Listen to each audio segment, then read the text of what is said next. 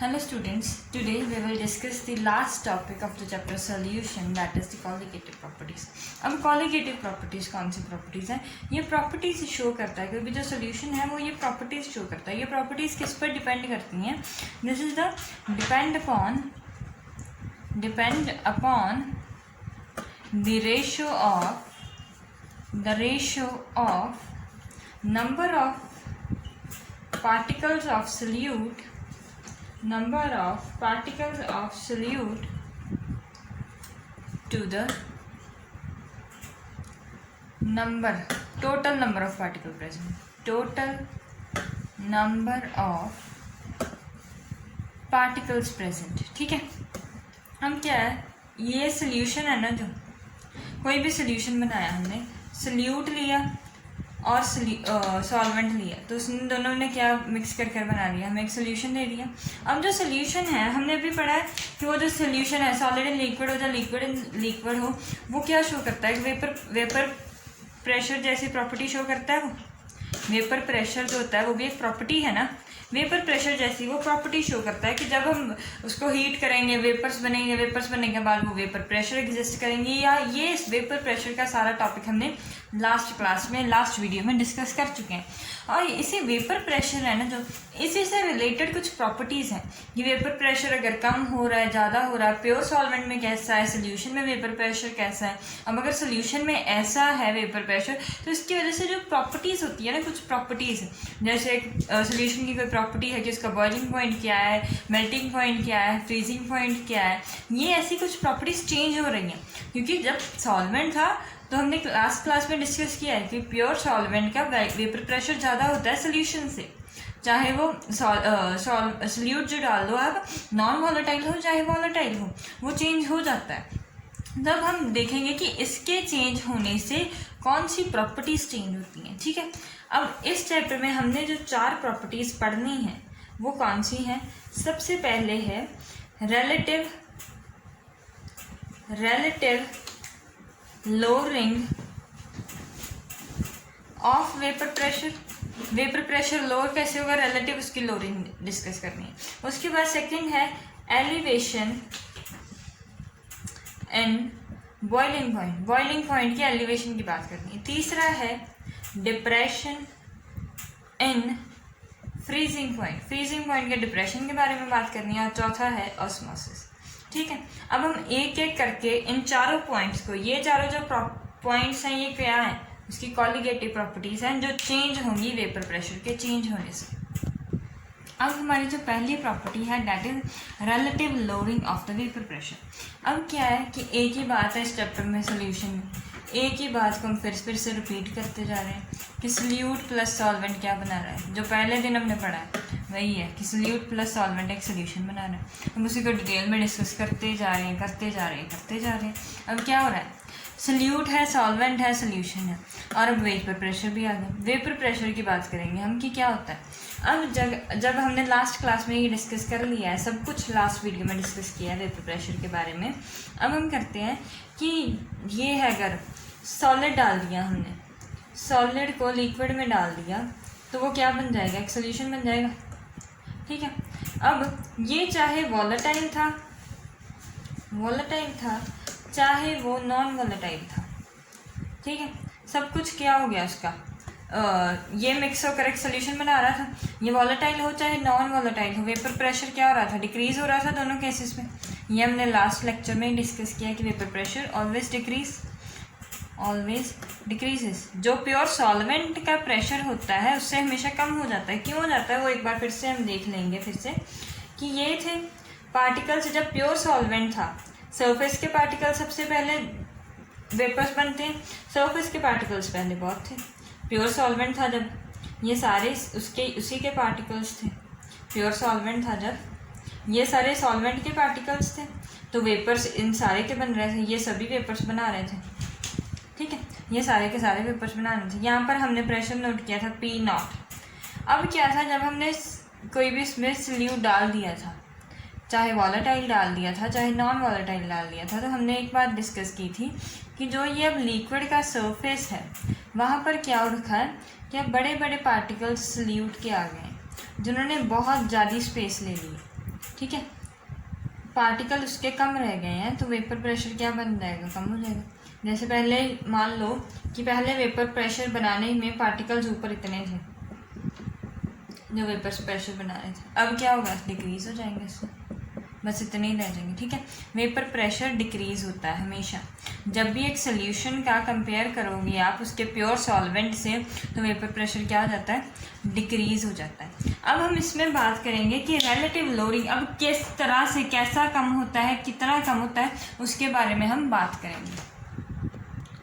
अब हम करेंगे कि मैथमेटिकली इसको कैसे लिखते हैं। जब हमने इसमें दो केस बना लेंगे, पहला बनाएंगे प्योर सॉल्वेंट का, दूसरा बनाएंगे हम सोल्यूशन का। ठीक है, प्योर सॉल्वेंट में वेपर प्रेशर हमने मान लिया कि P1 नॉट है। P1 मतलब कि ये 1 denotes solvent and 2 denotes solute. ठीक है, डोनेट करता है, जो P1 है वो सॉल्वेंट है, जो 2 होगा वो सल्यूट होगा, डिनोट ये करेगा। अब क्या है कि जब वो सोल्यूशन हो गया तो उसका हम वेपर प्रेशर मान लेते हैं कि वो P1 हो गया। ठीक है, अब क्या है कि इसमें चेंज क्या हो गया, हमने अभी देख लिया कि वो डिक्रीज होगा। अब ये वाला कम है, ये वाला ज़्यादा है, तो हमने लिख लिया कि डेल्टा P प्रेशर में जितना चेंज आया, डेल्टा P1 वो क्या हो गया, P1 नॉट माइनस P1। अब रॉल्स लॉ क्या कहता था, हमें रॉल्स लॉ पढ़ा है। रॉल्स लॉ क्या कहता है कि P1 is equals to P1 not x1। यहाँ पर x1 क्या है, मोल फ्रैक्शन है। ठीक है, ये रॉल्स लॉ था जो हमने कल पढ़ा। अब इसकी वैल्यू यहाँ पर सब्स्टिट्यूट करते हैं, P1 की वैल्यू, तो क्या आ जाएगा, delta P1 is equals to P1 not minus P1 की वैल्यू क्या है, ये माइनस P1 नॉट x1। ठीक है, P1 नॉट कॉमन, तो ये आ गया 1 माइनस x1। अब ये देखो, बाइनरी सोल्यूशन की हम बात कर रहे हैं, सिर्फ एक सोल्यूट और सॉल्वेंट, दो ही कंपाउंड्स हैं, तो ये कौन सा है, बाइनरी सोल्यूशन। बाइनरी सोल्यूशन के लिए क्या होता है, सम ऑफ द कुछ भी होता है, सम ऑफ द मोल फ्रैक्शन 1 होता है, इसमें दो ही हैं, तो क्या होगा, x1 प्लस x2 1 होगा।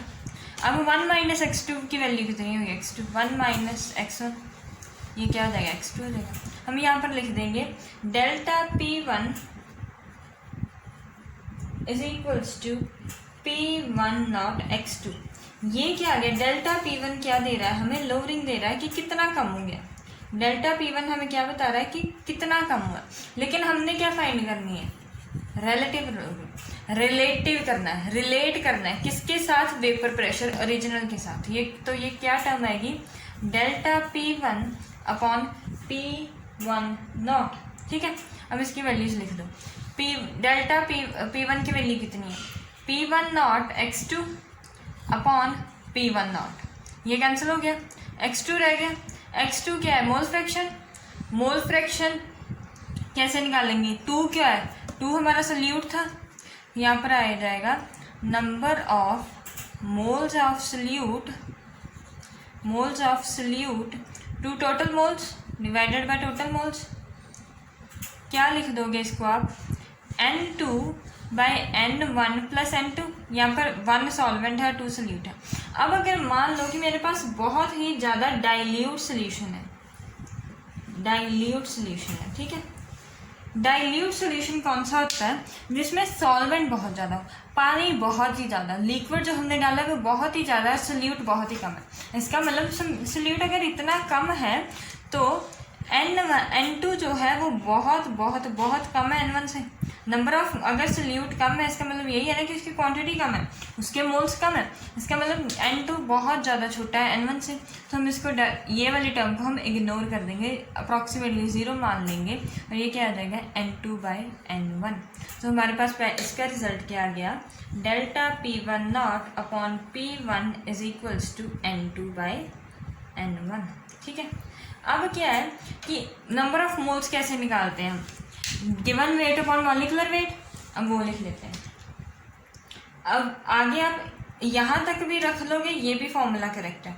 अगर आपको मास में ही चाहिए तो इसको क्या कर लोगे, कन्वर्ट कर लोगे, मोलर मास किसी का भी फाइंड कर लोगे। ये क्या आ जाएगा, delta P1 not upon P1 is equals to weight by its molecular mass. इसका weight into its molecular mass. ठीक है, ये हमारा फॉर्मूला हो गया। अब हमारी जो नेक्स्ट कॉलिगेटिव प्रॉपर्टी है वो है elevation of the boiling point. Boiling point में एलिवेशन होना। एलिवेशन क्या होता है? इंक्रीज। ठीक है, पहले हम डिस्कस कर लेते हैं कि वो उसका मीनिंग क्या है, सजेस्ट क्या कर रहा है उसका नेम। एलिवेशन का मीनिंग होता है increase in boiling point. Boiling point increase होगा। अब एक बात याद रखो कि लिक्विड बॉयल कब करता है? When boiling start. बॉयल कब करता है liquid boils, a liquid boils when vapor pressure of liquid becomes equal to the atmospheric pressure, equals to the atmospheric pressure। जब उसका एक लिक्विड है, जो ये लिक्विड है उसको हम हीट कर रहे हैं, ठीक है, उसके वेपर्स बन रहे हैं। जब उस जो वेपर्स बन रहे हैं, जो वेपर्स उसके बनेंगे वो प्रेशर एक्सर्ट करेंगे लिक्विड पर, वो होता है वेपर प्रेशर। जब ये वेपर प्रेशर ये बाहर जो लग रहा है एटमॉस्फेरिक प्रेशर उसके इक्वल हो जाएगा, तब क्या होगा? लिक्विड एक बॉयल करना शुरू करता है। ठीक है, इतनी बात आपको समझ में आ रही है। अब हम आगे क्या करेंगे, एक बात हमें मालूम है कि जब एक सोल्यूशन होता है, अभी हम पीछे डिस्कस कर आए हैं कि जब एक सोल्यूशन होता है तो उसका वेपर प्रेशर क्या होता है? हमेशा कम होता है ओरिजिनल से। ये बात तो हमें मालूम ही है कि सोल्यूशन का वेपर प्रेशर प्योर से कम होता है। अब क्या है कि अगर मान लो कि ये टेम्परेचर स्केल ले लीजिए आप, टेम्परेचर स्केल ये, ठीक है, अगर पहले क्या था कि इतना टेम्परेचर था, कोई टेम्परेचर T1 था, T0 था टेम्परेचर पहले, तब क्या हो रहा है? लिक्विड जो है हमारा गिवन लिक्विड, ए लिक्विड है कोई, वो बॉयल करना शुरू कर गया।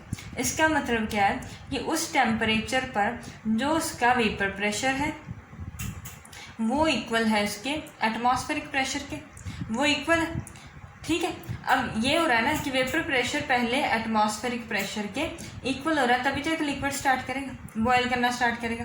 अब क्या हो रहा है कि अगर हमने, ये प्योर की बात है, तब बाद में क्या हो गया कि ये जो सोल्यूशन है ना, सोल्यूशन बन गया है, सोल्यूशन का वेपर प्रेशर कम होता है, टेम्परेचर कोई भी मान लो कुछ भी लेट करना है कर रहने दो, एटमॉस्फेरिक प्रेशर उतना ही है, एटमॉस्फेरिक प्रेशर जितना हमें चाहिए है वो उतना का उतना ही है, लेकिन वेपर प्रेशर कम हो गया, टेम्परेचर T पर ही था, लेकिन अब क्या हो गया? वेपर प्रेशर कम है, अब हमें और ज़्यादा हीट प्रोवाइड करनी पड़ेगी। जितनी ज़्यादा हम हीट प्रोवाइड करेंगे उतने ही ज़्यादा वेपर्स बनेंगे ना। अगर जितने ज़्यादा वेपर्स बनेंगे उतना ज़्यादा वेपर प्रेशर एक्सर्ट करेंगे, वो पार्टिकल्स पर डिपेंड करते हैं ना। जितनी हम हीट प्रोवाइड करेंगे उतना ज़्यादा वेपर्स बनेंगे, जितने ज़्यादा वेपर्स बनेंगे उतना ज़्यादा वेपर प्रेशर होगा। ठीक है, अब हमें क्या करना पड़ेगा कि वेपर प्रेशर कम हो गया एटमॉस्फेरिक प्रेशर के, अब बॉइलिंग करवानी है हमें। फिर से बॉइलिंग करवाने के लिए क्या होना चाहिए? ये दोनों वैल्यूज इक्वल होनी चाहिए। फिर से हमें एक्स्ट्रा हीट प्रोवाइड करनी पड़ेगी, एक्स्ट्रा हीट प्रोवाइड करने पड़ेगी ताकि ये जो हो जाए इसके बराबर हो जाए, वेपर प्रेशर यहाँ पर आ जाए इसके वैल्यू। ठीक है, ये जो एक्स्ट्रा हीट हमें प्रोवाइड करनी पड़ी, ठीक है, यहाँ पर जो हमने एक्स्ट्रा टेम्परेचर प्रोवाइड किया ये है delta TB, mean denotes boiling. ठीक है, पहले बॉयल कब करता है? जब वो दोनों इक्वल होते हैं, वेपर प्रेशर एटमॉस्फेरिक प्रेशर की इक्वल है। बाद में जब सोल्यूशन बन गया वेपर प्रेशर हो गया डिक्रीज, अब हमें एक्स्ट्रा हीट प्रोवाइड करनी पड़ेगी। जब हम एक्स्ट्रा हीट प्रोवाइड करेंगे तो टेम्परेचर का चेंज तो आएगा, पहले जितना था उससे भी ज़्यादा अब हमें टेम्परेचर करना पड़ेगा, तभी तो जाकर वो बॉयल करेगा। अब हम इसको करते हैं कि मैथमेटिकली ये कैसे हो रहा है। अब मैथमेटिकली क्या हो रहा है? इनिशियली जब सिर्फ एक प्योर सॉल्वेंट है, सॉल्वेंट 1 है और सोल्यूट 2 है, जब सॉल्वेंट है तो उसका टेम्परेचर जितने पर वो बॉयल कर रहा है let it be delta TB। जब वो एक सोल्यूशन बन गया, लेटर ऑन क्या हो गया कि उसका जिस पर वो बॉयल कर रहा था वो TB हो गया। ये ज़्यादा है ये कम है, चेंज कितना आया? Delta TB। जितना चेंज आया, चेंज को हम डेल्टा से डिनोट करते हैं, ये हायर टर्म, ये जारी वैल्यू है, तो हम क्या करेंगे TB माइनस TB0। ठीक है, अब हमने एक चीज़ और है इस चैप्टर में ध्यान रखने वाली कि एक्सपेरिमेंट्स में हमने फाइंड किया है कि ये जो वैल्यू होती है डेल्टा TB की जो वैल्यू है वो प्रोपोर्शनल है मोलैलिटी के, स्मॉल m में, ये स्मॉल m डिनोट्स मोलैलिटी। ठीक है, capital M denotes molality and small M denotes molality. ये जो डेल्टा टी बी है मोलैलिटी के प्रोपोर्शनल है। अब हमें प्रोपोर्शनलिटी का साइन तो चाहिए ही नहीं होता, हमने क्या करना है, प्रोपोर्शनलिटी के साइन को रिमूव करके उसका कांस्टेंट लगा देना। हम एक कांस्टेंट लगाएंगे जिसका नाम रखेंगे हम के बी एम। अब ये जो कांस्टेंट है, प्रोपोर्शनलिटी कांस्टेंट है जो, इसका भी बहुत सारे नाम है। इसके नाम है एलिवेशन कांस्टेंट, एलिवेशन कांस्टेंट या पहला नाम, दूसरा है मोलर कांस्टेंट। ठीक है, इसका नाम क्या है, एक एलिवेशन कांस्टेंट है और एक मोलर कांस्टेंट, ये इसका नाम है। ये रिलेशन आपको याद रखना। उसके बाद क्या है, अब हम देख लेते हैं मोलैलिटी क्या होती है। मोलैलिटी होती है number of moles of solute, number of moles of solute upon weight in KG, weight in KG. Weight किसका लेना है हमने, सॉल्वेंट का। ठीक है, मोल्स इसके क्या आएंगे, सल्यूट 2 से जनरेट करते हैं। Number of moles of 2 upon weight of solvent, अगर केजी में है, अगर ग्राम्स में है तो ये 1000 के साथ मल्टीप्लाई हो जाएगी। नंबर ऑफ मोल्स कैसे आएंगे, given weight upon molecular weight into W1 into 1000। अब ये मोलैलिटी की वैल्यू आ गई, मोलैलिटी की वैल्यू को हम यहाँ पर रिप्लेस कर देंगे। ये क्या बन जाएगा फिर, delta T B is equals to K B into W2 into 1000 by M2 into W1। ये रिलेशन हमारे पास तैयार हो गया और ये इम्पॉर्टेंट रिलेशन है, ये बहुत इम्पॉर्टेंट रिलेशन है। ये इम्पॉर्टेंट रिलेशन क्यों है, क्योंकि इस रिलेशन पर जेई में भी क्वेश्चन आएंगे, नीट में भी आएंगे और आपके बोर्ड एग्जाम में भी क्वेश्चन आएंगे ही आएंगे। इस पर हमें फाइंड क्या करना है, इन सभी में से कोई एक वैल्यू मिसिंग होगी, वैल्यूज सब्सटीट्यूट करनी है और फाइंड कर देनी है। ये टॉपिक बहुत ईजी है लेकिन क्वेश्चन आता ही आता है इससे। अब हमारी जो थर्ड कॉलिगेटिव प्रॉपर्टी है वो क्या है, freezing point, depression in freezing point. कि फ्रीजिंग पॉइंट में डिप्रेशन होना मतलब कि डिक्रीज होना। फ्रीजिंग का मतलब, एलिवेशन का मतलब होता है इंक्रीज और डिप्रेशन का मतलब होता है डिक्रीज। ठीक है, डिक्रीज होना है फ्रीजिंग पॉइंट में। अब इसको हम कैसे करेंगे समझेंगे कि वेपर फ्रीजिंग पॉइंट, पहले ये समझ लो कि फ्रीजिंग पॉइंट क्या होता है। फ्रीजिंग पॉइंट होता है जब एक लिक्विड जो है वो सॉलिड में चेंज हो जाए, लिक्विड इनटू सॉलिड, लिक्विड जो है वह सॉलिड में चेंज हो जाता है। ठीक है, ये होता है फ्रीजिंग पॉइंट। लेकिन केमिस्ट्री की लैंग्वेज में तो कुछ और ही डेफिनेशन है। केमिस्ट्री की लैंग्वेज में हम इसे कह सकते हैं कि vapour pressure of solution in liquid phase, vapor pressure of solution in liquid phase becomes equal to vapor pressure of solution in solid phase। जब ये बात हो जाएगी कि सॉलिड फेज का जो वेपर प्रेशर है वो लिक्विड फेज के वेपर प्रेशर के इक्वल हो जाएगा, तब क्या होती है, फ्रीजिंग स्टार्ट होती है। फ्रीजिंग जैसे जो वाटर है वो आइस में बनना शुरू हो जाएगा। कब होती है, जब फ्रीजिंग होती है। ठीक है, अब क्या हो रहा है कि वेपर प्रेशर डिक्रीज होगा। अब इस डिप्रेशन और फ्रीजिंग पॉइंट को हम बहुत आसान तरीके से समझ लेंगे with the help of a graph. ठीक है, ग्राफ ड्रॉ करते हैं। यहाँ पर हम वेपर प्रेशर डोनेट करते रहते हैं और यहाँ पर टेम्परेचर। ठीक है, ये यहाँ पर कुछ फ्रोज़न हो जाएगा वो चीज़, ये जो फ्रोज़न सॉल्वेंट बनेगा वो ऐसा है। फ्रोज़न सॉल्वेंट का जो वेपर प्रेशर और टेम्परेचर के वर्सेस ग्राफ है वो ये है। ठीक है, ये हो गया, एक बात क्लियर होगी आपको। अब क्या है कि जब लिक्विड है, लिक्विड का टेम्परेचर के साथ है ऐसा कुछ ग्राफ, जो लिक्विड सॉल्यूशन है, जब वो लिक्विड सॉल्वेंट है ना उसका ऐसा कुछ ग्राफ है। यहाँ पर लिख दो लिक्विड सॉल्वेंट या प्योर सॉल्वेंट लिख दो आप यहाँ पर। जब वो प्योर सॉल्वेंट है तो वो यहाँ पर टच कर रहा है, इसका मतलब कि ये वाला जो टेम्परेचर है ना ये इसका है एक्चुअल फ्रीजिंग पॉइंट है, ये इसका एक्चुअल फ्रीजिंग पॉइंट है। जैसे कि ये वाटर के लिए 0 डिग्री होगा। क्यों 0 डिग्री हो जाएगा, क्योंकि वाटर 0 डिग्री पर फाइंड करता है, फ्रीज करता है। ये प्योर सॉल्वेंट है। यहाँ पर आकर यहाँ पर क्या हो रहा है कि वेपर प्रेशर जो सॉल्वेंट का है वो इतना हो रहा है, वेपर प्रेशर जो फ्रोजन का है मतलब सॉलिड का है वो यहाँ पर इतना है, और प्योर सॉल्वेंट की भी वैल्यू इतनी है। लिक्विड फेज में भी वेपर प्रेशर की वैल्यू इतनी आ रही है, सॉलिड में भी इतनी आ रही है। तो यहाँ पर क्या होगी फ्रीजिंग होगी, क्योंकि हमने यही पढ़ा है कि vapour pressure in liquid phase becomes equal to the vapour pressure in solid phase. Solid phase का यहाँ पर और लिक्विड फेज का यहाँ पर इंटरसेक्ट कर रहे हैं तो इसका मतलब वैल्यू सेम। तो यहाँ पर एक्चुअल फ्रीजिंग पॉइंट है। लेकिन एक बात हमें मालूम है कि सोल्यूशन का क्या है, वेपर प्रेशर डिक्रीज करता है। प्योर सॉल्वेंट से सोल्यूशन का वेपर प्रेशर होता है कम। अब सोल्यूशन है, उसका वेपर प्रेशर होगा ही कम। वो कुछ ऐसा ग्राफ आएगा, ऐसा ग्राफ आया उसका कुछ, ये सोल्यूशन का ग्राफ आया। इसमें क्या हो रहा है, यहाँ पर जाकर ये दोनों इंटरसेक्ट किए, या जहाँ पर इंटरसेक्ट करेंगे वही वैल्यू कॉमन होगी। ये मैथ्स की इक्वेशन है, जब मैथ्स का एक थ्योरी मान लो कि जब दो ग्राफ्स इंटरसेक्ट कर रहे हैं तो वो जो वैल्यू होती है वो कॉमन वैल्यू होती है वहाँ पर, ठीक है। अब क्या है कि ये कॉमन वैल्यू आ रही है यहाँ पर, और जब ही कॉमन वैल्यू हो गई, मतलब इक्वल वैल्यू या इक्वल लिख दो या कॉमन वैल्यू लिख दो, जब वेपर प्रेशर फ्रोजन का सोल्यूशन के इक्वल हो गया तो इसका मतलब यहाँ पर फ्रीजिंग हो रही है। अब टी डैश फ्रीजिंग यहाँ पर हो रही है, इतना क्या है, बैकवर्ड गया है। बैकवर्ड जाने का मतलब क्या है कि डिक्रीज हुआ है, ठीक है। इसको हम कैसे कह सकते हैं कि डिप्रेशन हुआ है फ्रीजिंग पॉइंट में, क्योंकि पहले टी एफ पर बॉयल कर रहा था वो, अब क्या फ्रीज हो रहा था। अब टी डैश एफ यहाँ पर हो रहा है वो। अब हम मैथमेटिकली देख लेते हैं कि क्या हो रहा है। प्योर का कितना होगा, जैसे हम पिछले में ले रहे हैं वो होगा T not F, T F not, और सोल्यूशन का क्या हो जाएगा टी एफ, ठीक है। उसमें हमने चेंज फाइंड करना है, तो डेल्टा टी एफ क्या होगा, delta T F not minus T F. और हमने एक्सपेरिमेंट से ये पता किया है कि डेल्टा टी एफ जो है वो मोलैलिटी के प्रोपोर्शनल है। मोलैलिटी का साइन हटाएंगे, जैसे कि हम मोलैलिटी का साइन रिमूव करेंगे और क्या आ जाएगा, के एफ इंटू मोलैलिटी। अब जो ये के एफ है इसका नाम क्या क्या है, इसका नाम एक है फ्रीजिंग पॉइंट डिप्रेशन कांस्टेंट, इसका नाम है freezing point depression constant, depression constant, ठीक है। उसका सेकंड नाम है कायरोस्कोपिक, कायरोस्कोपिक कांस्टेंट।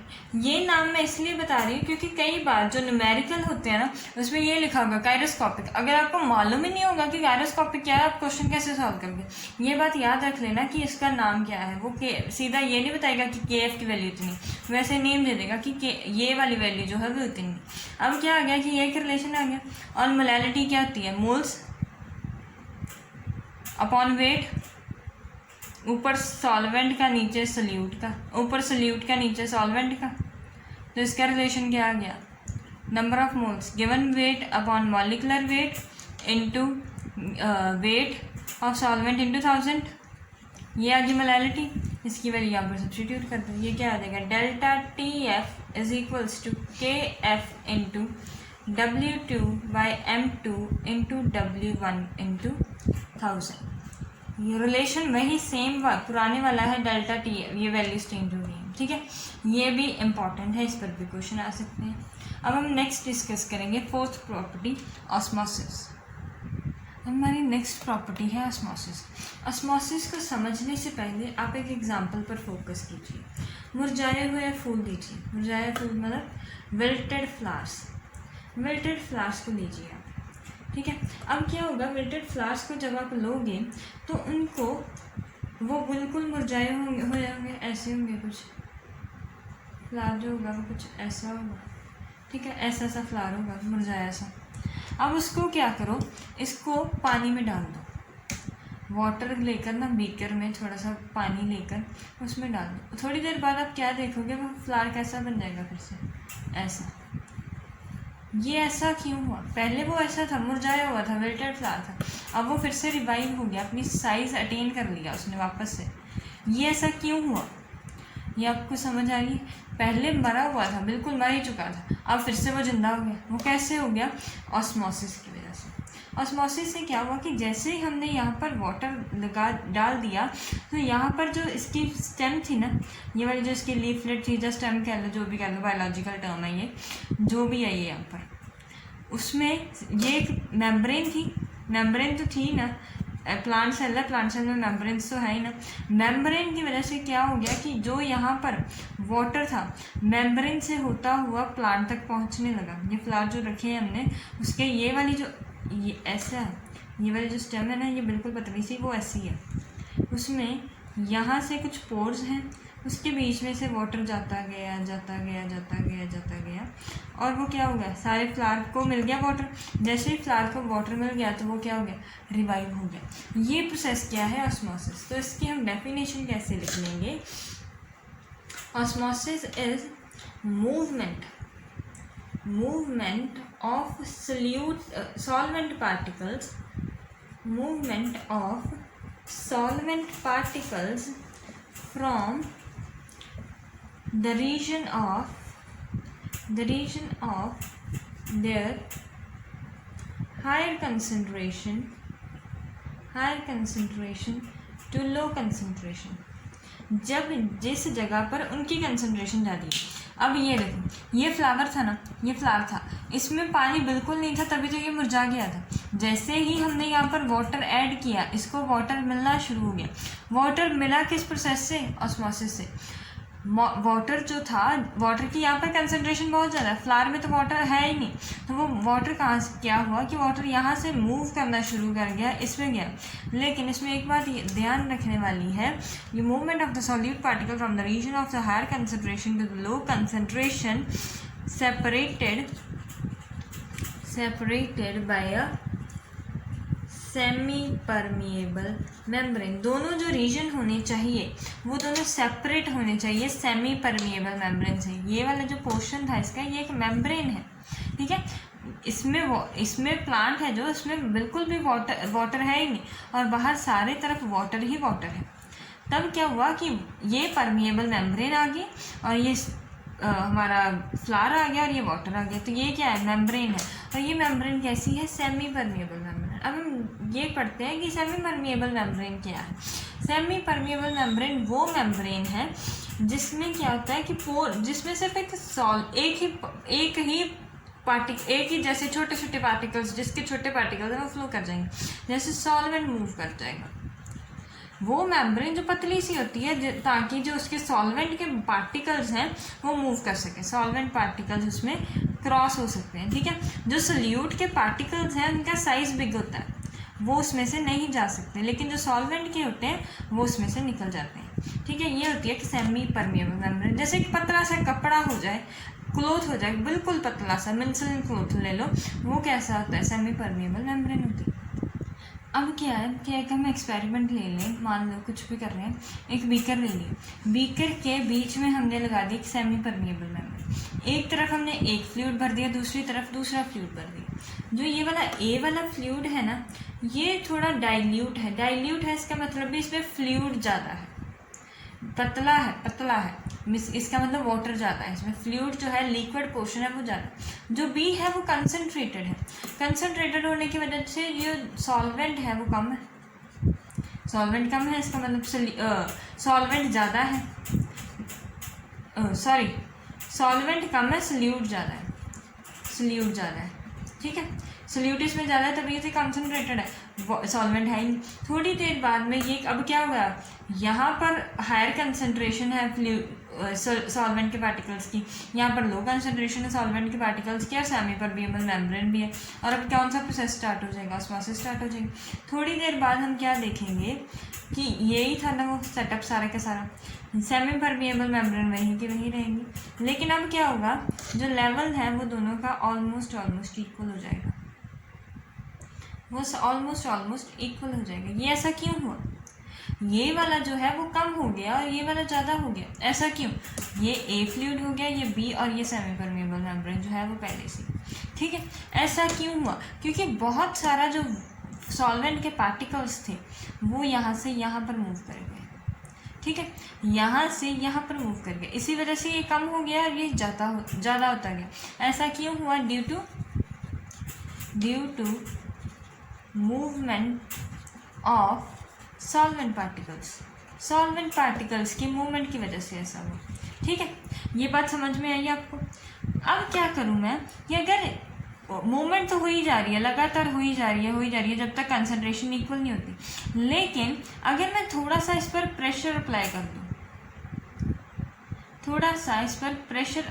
कर दूँ, इसको प्रेस करने की कोशिश करूँ, ताकि ये जो पार्टिकल्स हैं यहाँ से इधर आए ही ना, यहाँ से ये जो पार्टिकल है, अगर मैं इसको प्रेस कर दूंगी, ये वाला जो फ्लूइड है इसको प्रेस करने की कोशिश कर दूंगी, मैं इसको ऐसे प्रेस करती हूँ मान लीजिए, तो ये क्या होगा कि ये वाले जो पार्टिकल्स हैं ये इधर आना, फ्लो रुक जाएगा, क्योंकि इस पर ऑलरेडी बाहर से प्रेशर लग रहा है। तो उसका ये वाला ये जो फ्लूइड फ्लो कर रहा है वो फ्लो नहीं कर पाएगा जब हमने प्रेशर लगा दिया। तो ये जो प्रेशर एक्स्ट्रा लगाते हैं हम, that is known as osmotic pressure. Osmotic pressure क्या है? The pressure needed to just stop osmosis. उतना प्रेशर अप्लाई करो कि जो ऑस्मोसिस है वो जस्ट रुक ही जाए, थोड़ी सी, मतलब उतना प्रेशर की जो ऑस्मोसिस है वो रुक जाए, that is known as the osmotic pressure. कि प्रेशर अप्लाई करो और ये मूवमेंट रुक जाए, that is the osmotic pressure. अब ऑस्मोटिक प्रेशर की मैथमेटिकल टर्म्स में हम वैल्यू देखते हैं कि मैथमेटिकली उसकी वैल्यू कितनी है। उसको हम ऑस्मोटिक जो प्रेशर इसको डोनेट करते हैं कैपिटल पाई से, और ये किसके प्रोपोर्शनल होता है? सी के। यहाँ पर सी कंसंट्रेशन है, पर कंसंट्रेशन किसकी टर्म्स में है? मोलैरिटी। ठीक है, सी डोनेट कर रही है मोलैरिटी को, लेकिन हम सी लिख रहे हैं, कैपिटल हम नहीं लिख रहे। ये क्या आ गया? कैपिटल पाई, प्रोपोर्शनलिटी का साइन रिमूव कर ये इसकी वैल्यू आ जाएगी, कांस्टेंट हो जाएगा ये CRT। ठीक है, ये आ गई osmotic pressure is equals to pi is equals to CRT। ठीक है, ये पता चल गया। अब सी क्या है यहाँ पर? मोलैरिटी का फॉर्मूला क्या होता है? Number of moles of solute upon number of moles of solvent. ऊपर सोल्यूट के मोल्स, नीचे सॉल्वेंट के moles, sorry volume of solvent, moles नहीं, वॉल्यूम ऑफ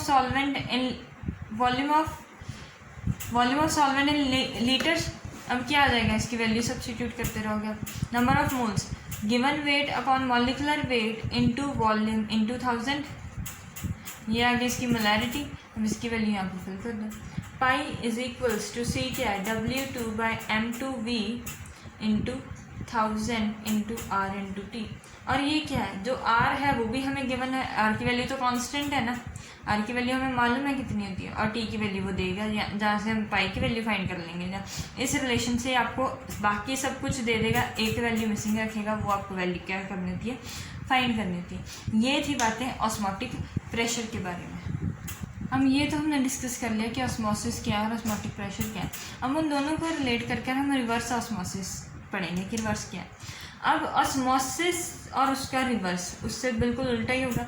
ऑस्मोसिस क्या है? हायर कंसंट्रेशन से लोअर कंसंट्रेशन में जाना। ठीक है, हायर कंसंट्रेशन किसकी हो? सॉल्वेंट की। सॉल्वेंट की जहाँ पर हायर कंसंट्रेशन है वहाँ से वो लोअर सॉल्वेंट में जाना। ये तो ऑस्मोसिस है। अब लेकिन हम रिवर्स ऑस्मोसिस पढ़ते हैं, RO अगर पढ़ते हैं हम रिवर्स ऑस्मोसिस, तो उससे क्या, उसमें क्या होगा? प्रोसेस सेम ही होगा लेकिन उल्टा। प्रोसेस यही होगा कि पार्टिकल, सॉल्वेंट के पार्टिकल करेंगे। अब कहाँ से मूव करेंगे? लोअर कंसंट्रेशन से हायर कंसंट्रेशन पर। ये ऐसा लगता है कि आपको पॉसिबल हो सकता है कभी भी? ऐसा नेचुरली तो पॉसिबल कभी भी नहीं हो सकता। इसको पॉसिबल करने के लिए हमें प्रेशर अप्लाई करना पड़ेगा इसको पॉसिबल, ताकि ये पॉसिबल हो सके, रिएक्शन बैकवर्ड में पॉसिबल हो सके, हमको एक प्रेशर अप्लाई करना पड़ेगा। ठीक है, प्रेशर जैसे ही हम अप्लाई करेंगे ये उल्टी मूवमेंट स्टार्ट होनी शुरू हो जाएगी। अब क्या है कि ये ऐसे कुछ ऐसे ही, अब इसको सिंपल समझ लो, नई पुरानी वाली एग्जांपल से ही। ये सेमी परमिएबल मेम्ब्रेन लगा दिया हमने, यहाँ पर फ्लूइड बहुत ज़्यादा है। ठीक है, यहाँ पर फ्लूइड बहुत कम है। जैसे ये मान लो कि सलाइन वाटर है, सलाइन वाटर मतलब वाटर प्लस सॉल्ट, और ये प्योर वाटर है। ठीक है, वाटर के मॉलिक्यूल्स यहाँ पर ज़्यादा है, यहाँ पर कम है, लेकिन ऑस्मोसिस यहाँ से यहाँ होनी चाहिए। लेकिन जब हम यहाँ से प्रेशर अप्लाई करते हैं ना, यहाँ पर बहुत सारा प्रेशर अप्लाई करते हैं प्रेशर, तो ये क्या होता है कि यहाँ से भी जो पार्टिकल्स हैं वो एक इस वाली साइड से इस वाली साइड पर फ्लो होने शुरू हो जाते हैं। जब हम प्रेशर ज़्यादा अप्लाई करते रहते हैं पास्कल्स लॉ पढ़ा है ना हमने, पास्कल्स लॉ ऑफ फ्लूइड, उसकी वजह से ये मूव कर जाएंगे। और ये सेमी परमिएबल मेम्ब्रेन है तो किसके पार्टिकल्स मूव करेंगे? सिर्फ सॉल्वेंट के। क्योंकि उसमें जो पोर्स होते हैं सेमी परमेबल मेम्ब्रेन में बहुत छोटे होते हैं, सल्यूट के पार्टिकल्स बहुत बड़े होते हैं और जो पोर्स होते हैं वो तो इतने छोटे छोटे होते हैं। तो वहाँ से क्या हो जाएगा, सॉल्वेंट मूव करता जाएगा। अब क्या है कि वो मूव करते जाएंगे। इसका मतलब कि किसके पार्टिकल से मूव करना, सॉल्वेंट के। और जितना यहाँ पर भी वाटर था ना वो भी सारे का सारा यहाँ पर आ जाएगा। यहाँ पर क्या रह जाएगा बाद में, सिर्फ सॉल्ट का सॉल्ट रह जाएगा। ये ही मेथड हम यूज़ करते हैं हमारी डेली लाइफ में। हमारे घरों में एक्वा होता है, फिल्टर्स लगे हैं, हमारे वाटर फिल्टर्स लगे हैं, उनको भी हम क्या कहते हैं, आर ओ कहते हैं। ठीक है, वाटर फिल्टर्स कह लो, आर ओ कह लो, एक्वा कह लो, जो कुछ भी कह लो। उसमें भी क्या होता है, जो हमारा सेलाइन वाटर जिसमें बहुत सारे गंदा वाटर है, उसमें मिनरल्स हैं, बहुत सारे इम्प्योरिटीज़ हैं, इम्प्योरिटीज़ यहाँ सारी की सारी यहीं पर रह जाती हैं और जो प्योर वाटर है वो यहाँ पर आ जाता है। किसकी मदद से, रिवर्स ऑस्मोसिस की मदद से। ठीक है, अब नेक्स्ट है अब नॉर्मल मोलर मास।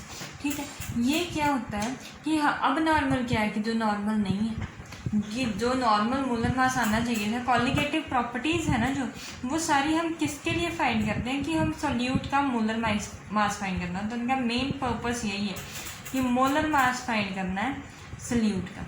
ठीक है, अब क्या है कि अब मोलर मास फाइंड कर लिया हमने, लेकिन कभी कभी वो वैल्यूज अब नॉर्मल आ रही है, जितना होना चाहिए उतना आ नहीं रहा। ऐसा क्यों है, क्योंकि कभी कभी ये मान लो कि KCl को आपने वाटर में डाल दिया, ठीक, क्या हो जाएगा, K पॉजिटिव आयन बन जाएंगे और Cl के नेगेटिव आयन बन जाएंगे। वरना 1 मोल चाहिए था ना सोल्यूशन की तरह, 1 मोल मैंने ये डाला, 1 मोल मैंने ये डाला, तो 2 मोल बननी चाहिए थी। लेकिन अब क्या होगा, 1 मोल का ये, 1 मोल का ये और 1 मोल वाटर है, 3 मोल चीज़ें होगी। टोटल मोल फ्रैक्शन कितनी है, कितने टोटल मोल्स हैं, एक इसके 3 मोल्स हो गए।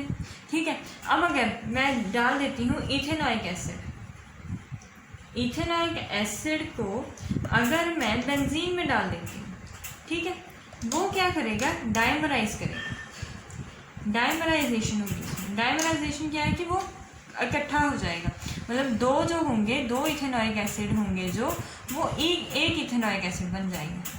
ठीक है, वो इकट्ठा एक इथेनॉइक एसिड बन जाएगा। ऐसा क्यों होगा, क्योंकि वो डाइमराइज हो जाएगा।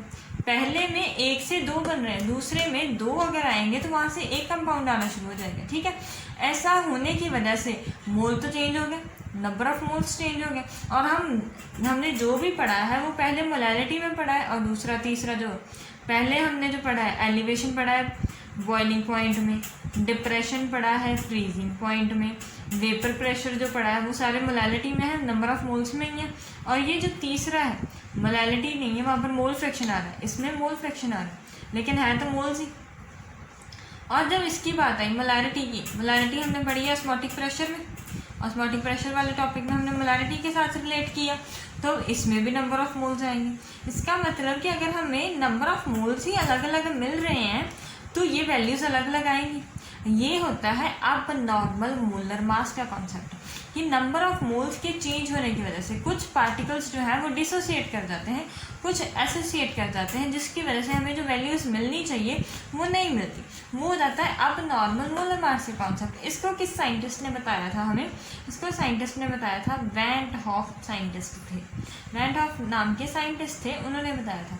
तो उन्होंने एक चीज़ हमें इसके सोल्यूशन भी बता दिया, साथ ही साथ उन्होंने इसका सोल्यूशन क्या बताया कि उन्होंने कहा कि एक फैक्टर लगा लीजिए आप, हमेशा फॉर्मूलों के साथ हमेशा एक फैक्टर लगा लीजिए, उसको हम नाम देते हैं वैन ट हॉफ फैक्टर। और उसका नाम क्या है, डिनोट किससे करते हैं हम उसे, स्मॉल आई से।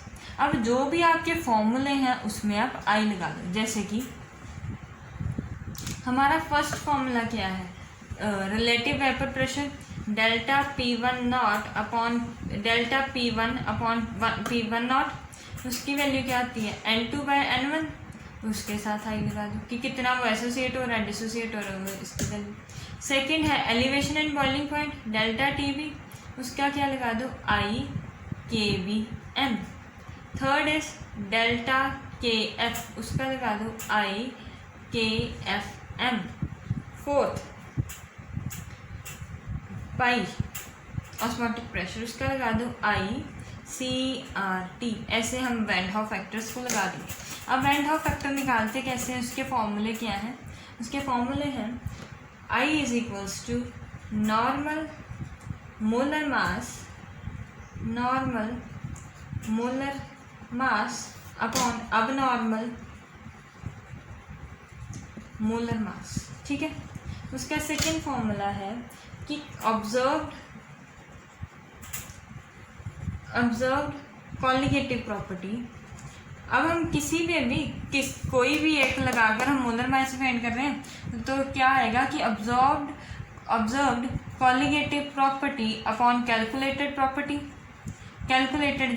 कैलकुलेशन से जितनी वैल्यू आनी चाहिए उतनी वैल्यू आई है या नहीं है, ठीक है, उनको डिवाइड कर देंगे, वो भी आई का फॉर्मूला। अब तीसरा है कि नंबर ऑफ